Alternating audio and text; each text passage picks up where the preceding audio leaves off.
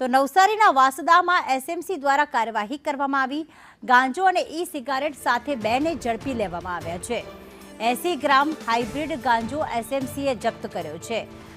જિગ્નેશ પટેલ અમારી સાથે જોડાઈ ગયા છે। જિગ્નેશ, 20 લાખની કિંમતની ઈ સિગારેટ ઝડપાઈ છે, ગાંજો જપ્ત કરવામાં આવ્યો છે, ક્યાંથી તે લાવ્યા હતા, ક્યાં સપ્લાય કરવાના હતા, શું વિગતો?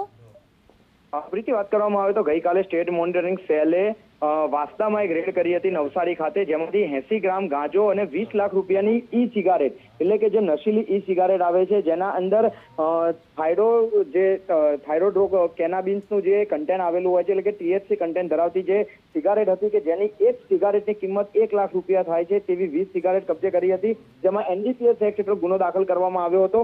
આ ગુનામાં જે રેડ કરવામાં આવી હતી, તે રેડ દરમિયાન જે વિજિલન્સની ટીમે તન્મય પટેલ અને સાથે જ મિલન ધનગઢ નામના જે 2 વ્યક્તિઓ છે તેમની ધરપકડ કરી હતી અને તેમની પાસેથી જે આ THC નું કન્ટેન્ટ ધરાવતી જે સિગારેટ છે, તે સિગારેટ અને સાથે જ જે ગાંજો છે તે મળી આવ્યો હતો, હાઇબ્રિડ ગાંજો, જેને લઈ અને ગુનો દાખલ કરવામાં આવ્યો છે સ્ટેટ મોનિટરિંગ સેલ દ્વારા। આ જે ડ્રગ્સ છે તે ક્યાંથી લાવ્યા હતા અને ક્યાં વેચવાનું હતું તેને લઈ અને વિજિલન્સ દ્વારા વધુ તપાસ શરૂ કરવામાં આવી છે। આભાર જિગ્નેશ તમામ વિગતો માટે।